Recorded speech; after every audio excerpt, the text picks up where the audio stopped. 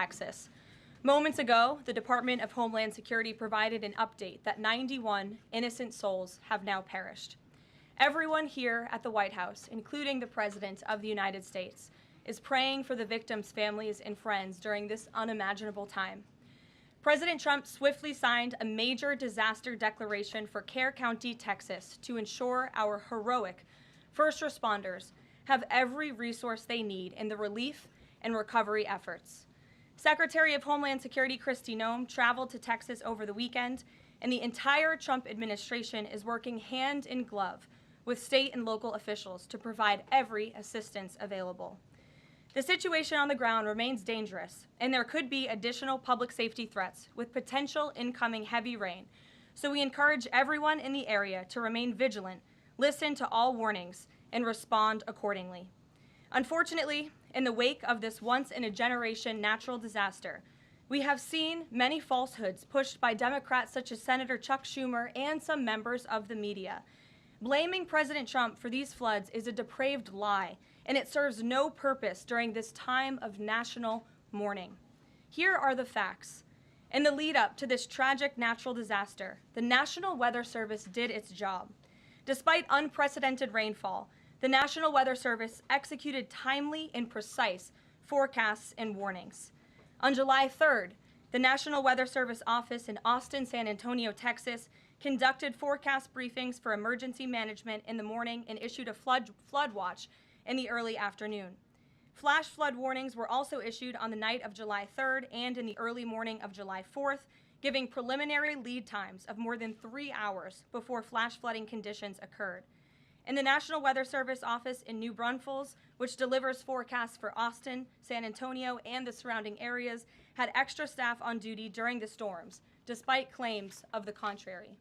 So to any person who has deliberately lied about these facts surrounding this catastrophic event, you should be deeply ashamed. At this time, the administration's focus will be on giving the victims and their communities the support they deserve during these recovery efforts in this tragic time. May God bless the great people of Texas, especially the parents who have lost their children. President Trump loves you. We are praying for you, and he will be traveling to see you later this week. Moving along to some further scheduling announcements. Tonight, President Trump will host the Prime Minister of Israel, Benjamin Netanyahu, for dinner, where they will discuss the positive developments taking place in the Middle East region. Tomorrow, the President will host his 6th cabinet meeting of his 2nd term. Many of you will be invited to cover that. And on Wednesday, the President will host leaders from 5 African nations for lunch in the state dining room. In other news, after the historic signing on the South Lawn of the White House on the 4th of July, President Trump's One Big Beautiful Bill is now the law of the land. Republicans in Congress met the once-in-a-generation moment and codified the Make America Great Again agenda into law. After this monumental achievement, no other president in modern history has worked harder and faster to fulfill their campaign promises than Donald Trump. The One Big Beautiful Bill will get the United States of America firing again on all cylinders. It's safe to say that over the past few weeks, the president has delivered on many, many wins. For the 4th month in a row, jobs numbers beat market expectations with nearly 150,000 good jobs created in the month of June. The American economy has now added nearly 700,000 jobs since January 2025, with American-born workers accounting for all job gains. President Trump drove illegal border crossings to another historic low in the month of June, and Border Patrol once again released 0 illegal aliens into our country. The Supreme Court stopped activist judges from imposing nationwide injunctions and cleared the way for President Trump to carry out his popular and common sense agenda. The University of Pennsylvania agreed to all of the Trump administration's demands and will now keep men out of women's sports. President Trump secured his trade deal with Vietnam, giving the United States total access to their markets. Because of President Trump's unleashing American energy dominance, gas prices are at 4-year lows. And when adjusted for inflation, gas prices are near the lowest levels we've seen in the last 20 years. NATO members agreed to raise defense spending to 5% of GDP, a foreign policy feat long thought impossible until President Trump made it happen. The Operation Midnight Hammer obliterated Iran's nuclear capabilities, taking out this imminent national security threat not just to the United States, but to the entire world. The president secured a ceasefire between Israel and Iran, ending the 12-day war. The president brokered a historic peace agreement between Rwanda and the Democratic Republic of Congo.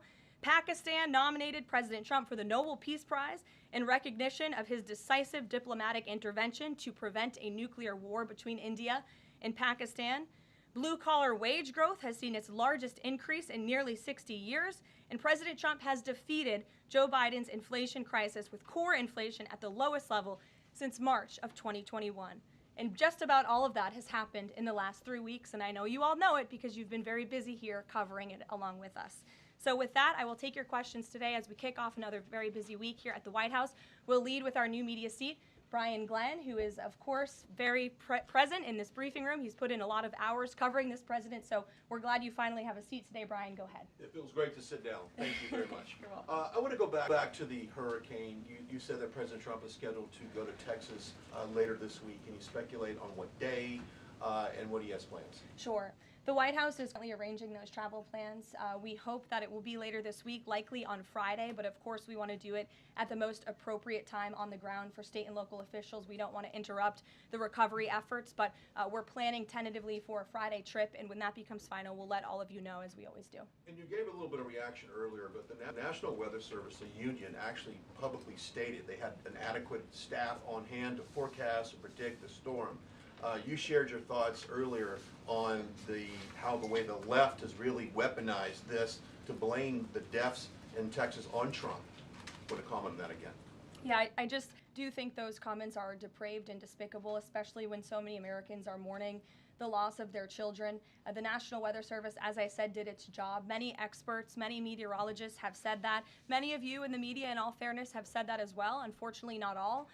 And many Democrat elected officials are trying to turn this into a political game, and it is not. This is a national tragedy, and the administration is treating it as such. We know the National Weather Service provided early and consistent warnings. They gave out timely flash flood alerts. There were record-breaking lead times in the lead up to this catastrophe. There is ongoing flood monitoring, and these offices were well staffed. In fact, one of the offices was actually overstaffed. They had more people than they need. So any claim to the contrary is completely false, and it's just sad that people are pushing these lies. Can I just get one more? Sure. Kind of a little bit of breaking news. The Department of Homeland Security is moving to end the TPS status on Honduran and Nicaraguan migrants. Yes. Any plans to adding additional countries that you could be targeting? Just a reaction. Sure. Well, I won't get ahead of the Department of Homeland Security on additional countries, but as you pointed out, they did end temporary protective status for Nicaraguans and Hondurans in this country because TPS, temporary protective status, is temporary by definition. It is not meant to be a permanent path to residency or citizenship here in the United States of America. It was originally granted to Nicaraguans following a natural disaster in 1999. That doesn't sound very temporary to me. And as well as Hondurans in 1999 after the impact of Hurricane Mitch in 1998. And so this administration is doing what it promised to do. And if individuals from these countries want to come here, they have a legal pathway to do it, but temporary protective status was never meant to be permanent. The previous administration abused this status and this parole program, essentially treating it as such, and we're not going to tolerate that any further. Thank you, Brian. Megan. Secretary Bessent said yesterday that countries will boomerang back to the April 2nd tariff level starting August 1st. Why did the president decide to have those tariffs not take effect Wednesday as originally scheduled? And then I was also wondering if you could share, obviously we saw the letters the president sent out on Japan and South Korea, but if any other major U.S. trading partners are getting letters today. Sure, yes, I can confirm. In fact, I have those letters. If you could get me the folder with the letters in them, Liz, they're right in the previous office. I have the signed letters that went out to both South Korea and Japan today. And there will be approximately 12 other countries that will receive notifications and letters directly from the President of the United States. And weeks ago, I stood at this podium and I told all of you that the President was going to create tailor-made trade plans for each and every country on this planet. And that's what this administration continues to be focused on. The President will also sign an executive order today delaying the July 9th deadline to August 1st. So the reciprocal tariff rate or these new rates that will be provided in this correspondence to these foreign leaders will be going out the door within the next month, or deals will be made. And those countries continue to negotiate with the United States. We've seen a lot of positive developments in the right direction, but the administration, the president, and his trade team want to cut the best deals for the American people and the American worker. That's what they're focused on. And in the effort of transparency, these letters will continue to be posted to Truth Social, so you can enjoy them yourself. Go ahead. Thanks, Karoline. Just about the visit of Prime Minister Netanyahu today, I was just wondering why that is not open to the press. Previous visits by him, we've had Oval Office press conferences. Does that reflect somehow the kind of sensitivity of this particular visit? No, they're having a private dinner. There's many important matters that are obviously ongoing in the region, as you know.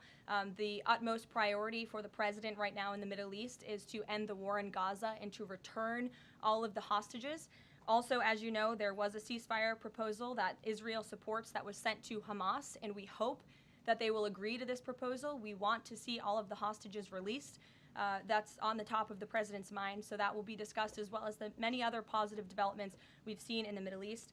I want to go back to the trade deals. As you see, we have these beautiful letters that the president has signed. This one is to the President of the Republic of Korea, original signature on that, and these will be mailed. And then here we also have another letter to the Prime Minister of Japan as well. Both countries will be receiving a 25% tariff rate effective on August 1st. Go ahead. Thank you so much. You said it, and the president said it many times. You want to see an end to the war in Gaza. Will he give guarantees during this 60-day period of ceasefire that actually the war will end? Because this is a sticking point with Prime Minister Netanyahu, and I'm wondering if they see eye to eye on this point. And how do you see the next day? What the next day in Gaza will look like?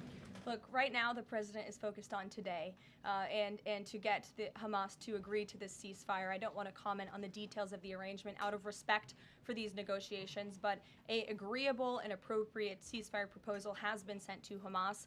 And I can also tell you Special Envoy Witkoff intends to travel to Doha later this week, where he will continue to engage in these discussions. And the Qataris and the Egyptians have been incredibly helpful partners in mediating these negotiations and discussions to bring peace to this region and end this conflict once and for all.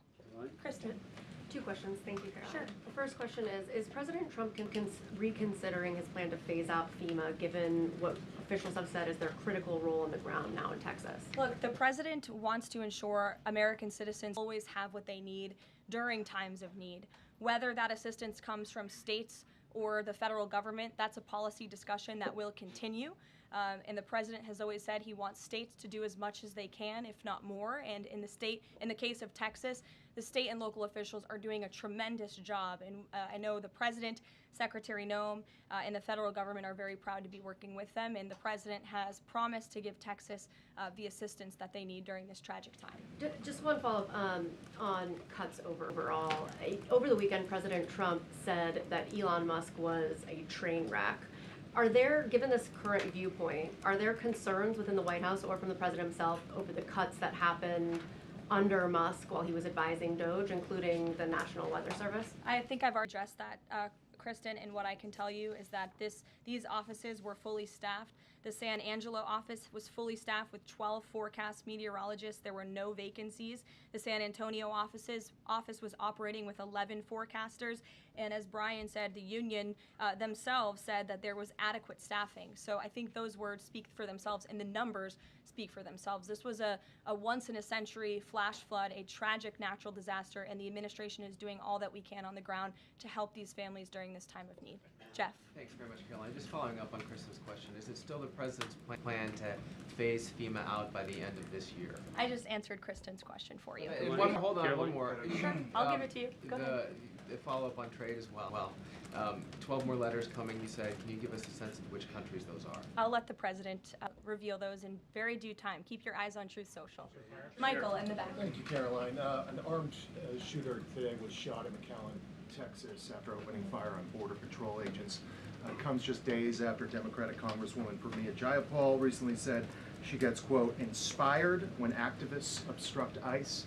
Does the White House expect Democrats to tone down their rhetoric in light of what we saw today in McAllen, Texas? We certainly call on Democrats to tone down their rhetoric against ICE and Border Patrol agents who, again, are everyday men and women. I would encourage AOC and other Democrats to actually meet with the United States Border Patrol. These are honorable Americans who are just simply trying to do their job to enforce the law, They go home to their families every night just like we all do, and they deserve respect and dignity for trying to enforce our nation's immigration laws and to remove public safety threats from our communities. The White House is aware of the shooting that took place today in Texas, and we are working with the appropriate federal agencies to get to the bottom of what happened. Karoline, the DOJ and FBI have now concluded there was no Jeffrey Epstein client list. What do you tell MAGA supporters who say they want anyone involved in Jeffrey Epstein's alleged crimes to be held accountable? This administration wants anyone who has ever committed a crime to be held accountable, and I would argue this administration has done more to lock up bad guys than certainly the previous administration. And the Trump administration is committed to truth and to transparency. That's why the Attorney General and the FBI Director pledged at the President's direction to do an exhaustive review of all of the files related to Jeffrey Epstein's crimes and his death. And they put out a memo in conclusion of that review. There was material they did not release because, frankly, it was incredibly graphic and it contained child pornography, which is not something that's appropriate for public consumption. But they committed to an exhaustive investigation. That's what they did, and they provided the results of that. That's transparency. Follow up on that, Sure. Caroline. Okay, so the FBI looks at the circumstances surrounding the death of Jeffrey Epstein. According to the report, this systematic review revealed no incriminating client list. So what happened to the Epstein client list that the Attorney General said she had on her desk? Well, I think if you go back and look at what the Attorney General said in that interview, which was on your network, on Fox I've News. got the quote. Go ahead. John Roberts said, DOJ may be releasing the list of Jeffrey Epstein's clients. Will that really happen? And she said, it's sitting on my desk right now to review. Yes, she was What? saying the entirety of all of the paperwork, all of the paper in relation to Jeffrey Epstein's crimes. That's what the Attorney General was referring to, and I'll let her speak for that. But again, when it comes to the FBI and the Department of Justice, they are more than committed to ensuring that bad people are put behind bars. They have an operation going on right now called Summer Heat, which has our murder rate trending in the lowest direction in United States history. Their emphasis on violent crime and locking up violent criminals has led to the arrest of 14,000 violent criminals. That's a 62% increase from the same time period last year. So this Attorney General and the FBI Director are committed to putting bad people behind bars where they belong. They promised an exhaustive review. That's what they did. For any further details, I would refer you to the Department of Justice. Kate. Thanks, Caroline. With Prime Minister Netanyahu visiting the White House today, yesterday the president said that he was working on a more permanent deal with Iran, but several days ago he didn't think one was necessary. What changed? Well, when you asked me about this, or when you all asked me about this several weeks ago, I said the president thought maybe an Iran deal was not necessary, but of course the president is always interested in peace and diplomacy. That remains true. And the administration continues to be in contact both directly and indirectly with the Iranians on a deal. And then on tariffs, you're now delaying the deadline from July 9th to August 1st. Is that an acknowledgement that perhaps the administration found it more difficult to negotiate these trade deals, or whatever happened to 90 deals in 90 days? No, it's an acknowledgement that this administration is doing what's best for the American worker, and we want the best deals possible for our workers, for our manufacturing base, for our middle class, and they are doing this deliberately and appropriately on behalf of our country's interests. Josh. A couple more on the tariffs. You said about 12 more letters. There were about 55 or so countries, including the EU as a bloc, that were facing this tariff increase. All of those, to understand you correctly, are now deferred to August 1st, right? Correct. And on the 12, what happens with the remaining, whatever it would be, 40 something? So just 12 today. There will be additional letters in the coming days. So all of them are going to get a letter at some point? Correct. Okay, and can you tell me why he decided to start with South Korea and Japan? Are they annoying him? It's the president's prerogative, and those are the countries he chose. And on the sectoral tariffs, it's our understanding that these continue to be a separate track. We're still waiting on a bunch of those. That's Can you right. give us any timing update on when he's going to move on, for instance, semiconductor tariffs and other things that are still in the hopper? I don't have a timing update, but for where they are in the process, I would defer you to the Department of Commerce. Should we expect deals finally as well? He announced his Vietnam deal. Are you close on any other countries? The president and the administration, yes, we are close. But again, the president wants to ensure these are the best deals possible. And I would add just one more thing on trade and tariffs to wrap it up. look at the extensive work this president has put into cutting these good deals and doing what's right for the American worker. He is literally looking at the map and looking at every country on the planet and seeing where they are ripping off the American people, seeing where they have hollowed out our industrial base, seeing where our jobs have gone to other countries overseas because of their tariff policies, and he's trying to correct that. So this is decades of bad trade policy that has led to a deficit that is ravaging our country, that is ravaging our middle class, and the president is taking a very deliberate approach to correcting this wrong of many decades, of many past presidents. And so I think he should be commended for the time and the effort that he is putting into this. And the fact that he has announced a framework with China, a trade deal with the United Kingdom, a trade deal with Vietnam, and many others to come in just a matter of 6 months is truly historic, and it's a testament to this president and his trade team who are working around the clock to get this done. Sure, go ahead. Thank you so much, Caroline. Two questions on Iran. What's the permanent deal with Iran looks like for the president, and what issues related to Iran should it cover? And secondly, has the president seen the interview with Iranian president, which he says that the United States president, Mr. Trump, is capable enough to guide the regions toward a peace and a brighter future, and put Israel in its place, or it gets more into conflict? Has the president seen these comments, and what's his reaction to these comments? I'm not sure if he's seen those comments, but certainly I think it's true that the president is the right man for the job to move the direction, this region into the direction of peace and stability for the future. That's what he and his national security team are working on every day, and we've already seen historic achievements in that direction. Go ahead. In the back. Kelly, go ahead. Okay, great, thank Sure. you. And then in front of you. Okay, a couple questions for you. First, Y'all need name tag signs. First question on the flooding in Texas. Sure. I know there has been some concern about the timing of the alerts, knowing that they did go out, but the warnings coming out in the wee hours, so while many people were likely sleeping. Can you share just details what you know about why those warnings were sent while people were likely sleeping, and then what the administration is doing to ensure that these alerts come out sooner?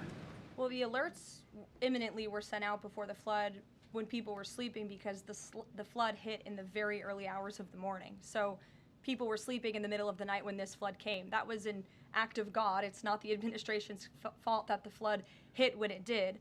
But there were early and consistent warnings. And again, the National Weather Service did its job. On July 2nd, there were initial notices of potential weather and flooding risks were issued. On July 3rd, escalating warnings throughout the day with a flood watch issued at 1:18 p.m. And then later at 6:10 p.m. on July 3rd, the Weather Prediction Center warned of excessive rainfall and a high likelihood of flash flooding. At 6:22 p.m. July 3rd, National Weather Center issued a hydraulic warning highlighting considerable flooding risks, including in Caryville County. And then there were the timely flash flood alerts at 11:41 p.m., 1:14 a.m., and then another flash flood emergency warning issued at 4:03 a.m. just before the flood hit. So those were all of the warnings that went out to the affected area and region. Go ahead. One question on education funding Go for ahead. states and local districts. Caroline.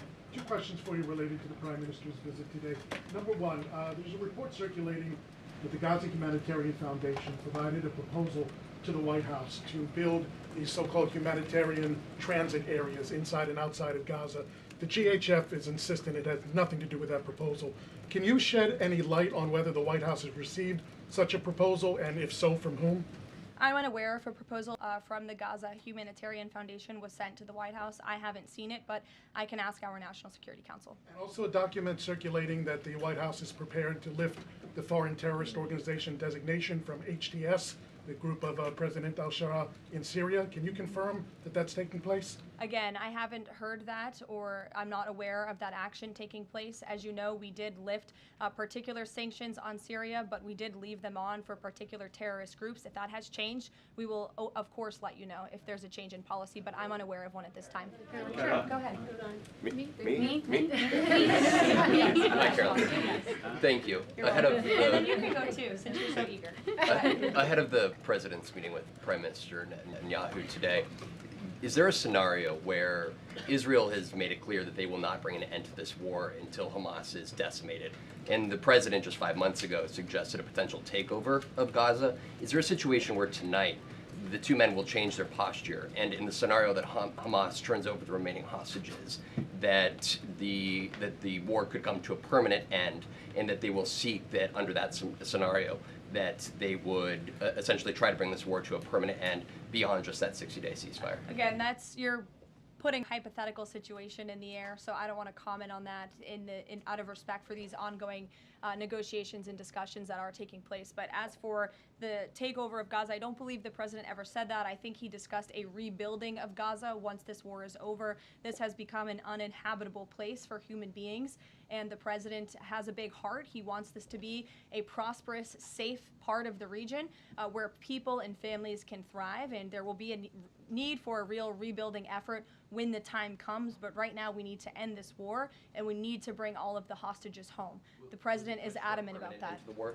tonight? Look, again, I will let the president speak for himself later if he decides to comment on the details of the agreement, but out of respect for the discussions, I won't do that from the podium. Go ahead. So Congressman Lawler and Gottheimer have introduced a bill in Congress, the Bunker Buster Act, that would allow the United States to sell B-2 bombers and bunker buster bombs to Israel.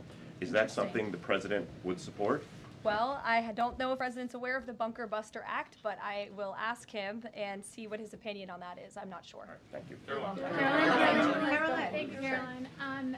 Building off of the question earlier about the shooter in Texas who targeted ICE, Axios reported today, I believe, that Democrat lawmakers were saying their constituents are calling on them to be more violent when they go to ICE facilities, including, I believe, they want them to shed blood, and that they said that Democrat lawmakers should be willing to get shot themselves. Can you respond to that, and do you have concerns that any of these lawmakers might act on the wishes of their constituents? It's hard to believe anyone with morals in this country or decency would say such a thing. Obviously, the White House condemns that rhetoric, and we condemn violence of any kind. This administration is simply trying to enforce our laws, and we must be a nation of law and order. You cannot simply waltz across our border and live here illegally and expect to stay. We are going to enforce our nation's laws, and the men and women who are doing that are doing so in a respectful way. They are doing so within the confines of the law, and they are just trying to do their jobs. And we condemn any violence or any calls for violence of any kind against any American. Go ahead. Thank you, Karoline. I wanted to ask you if... I was not calling on you, but you can go ahead. It's fine. There's a lot of people in here today. President Trump already saw the letter that the Colombian president Gustavo Petro sent him, apologizing for his comments a few weeks ago, suggesting that there was an involvement from the U.S. government in an alleged coup d'etat in Colombia. And Secretary Rubio recalled the U.S. Chargé d'Affaires in Colombia. Did President Trump saw that letter, and what do you think about the comments from President Petro suggesting that the U.S. has some kind of involvement in a coup? I'm not sure if the president has seen that letter, but I can check with him in the National Security Council. We will get you a response if you follow up with my team. We will find out for you. Karoline? Sure, go ahead. Thank you. Iris, go ahead. Thank you, Karoline. Thank you, Karoline. On two topics. I love how excited everyone is on Monday. Yes, Raquel, you can go after. On two topics. First, tariffs. The president announced last night that any countries aligning themselves with the anti-American policies of BRICS will be charged with an additional 10% tariff. Can you tell us more details on that? What specific policies is the president talking about here? What policies should countries stay away from to avoid being subject to additional tariffs? Sure. Well, the president feels, generally speaking, that BRICS is seeking to undermine the interests of the United States. It's the president's utmost responsibility to put the interests of the United States first. That's how he views his job as president. So he's going to ensure that America is fairly treated on the world stage, and he'll take any action necessary to prevent countries from taking advantage of the United States and our people. Raquel, go ahead. On illegal immigrants, Registrar Tom Homan told us this morning that ICE will have to arrest 7,000 illegal immigrants every day for the remainder of this administration to just catch the ones that were let in during the last administration. I'm wondering what the new resources and manpower, of course, given by the Big Beautiful Bill, which of course opens the door for ICE to hire additional 10,000 agents and officers. What's the administration's expectations now for daily arrest numbers going forward in the upcoming months? Sure. I'll let the Secretary of Homeland Security and her department speak on what they're looking for in terms of daily numbers. What I can tell you is I receive the daily reports each morning, and ICE is out there doing the jobs that they swore an oath to do, and they are removing public safety threats from our communities every day, and our country is becoming a safer place because of their efforts. And the One Big Beautiful Bill that is now law Gaza will give significant resources to ICE and Border Patrol to continue the tremendous work that they are already doing. And I think every American who wants to live in a safe neighborhood should be grateful for their efforts. Thank you, Karoline, Just so much. Raquel, and then I can go to you. So much. And then you, Dr. Harper. Thank you, Karoline. It's a follow-up on the BRICS question. So does President Trump believe that the BRICS are getting stronger or trying to isolate the United States? And how close is he monitoring this summit that is taking place in Brazil right now? He's closely monitoring it, which is why he put out a statement himself. He does not perceive these countries as growing stronger. He just perceives them as trying to undermine the United States' interests, and that's not okay with him, no matter how strong or weak a country may be. Go ahead. Yes, go ahead. Yes. As promised, yes, go ahead. Thank you. Does Trump have a vision for post-war Gaza? You mentioned, he's talking about now the ceasefire, but does he support permanent or temporary Israeli presence in the Gaza Strip? Does he continue to see a continued role for the Gaza Humanitarian Foundation to continue to operate in the Gaza Strip? Well, as you know, because we've talked about it before, the president has directed aid to be moved into the region, and that has been taking place. You've actually seen people in the Gaza Strip yelling out, "Thank you, Trump," for the aid and for the meals that they have received, because the previous administration never did that for some reason. But this president, again, wants to see peace and stability in the region. So as I outlined previously, he views this part of the region as having a real chance at being peaceful and prosperous. But again, we need to end this war. We need to get all the hostages home, and Hamas needs to accept this proposal in order to do that. Dr. Harper, go ahead. I'm Dr. Anthony Harper with the Intermountain Christian News. Thank you for taking my questions. Given the nature of the Palestinian Authority, with their pay to slay, teaching Jew hatred to children, corrupt leaders, and no elections for 19 years, who does President Trump support to govern Area A and Area B to prevent Hamas from ruling? And what is President Trump's position on Israeli sovereignty? Sure. Well, the president believes Israel, of course, has a right to defend itself. As for the first part of your question, you're getting ahead, Dr. Harper. As I told you, the president wants Hamas to accept this proposal right now. He wants to see peace in this region, and he's committed to doing that. Sean. Hey, Karoline, can you just please walk us through the decision to halt the supply of weapons to Ukraine at a time when Russia is really hitting Ukrainian cities and civilians? Was that the president who decided that, or did the Pentagon do it without his approval? No, neither of those things are true. I'm happy to walk you through it. This was a standard review by the Pentagon of all weapons and all aid and all support that the United States is providing all countries and all regions around the world, not just Ukraine.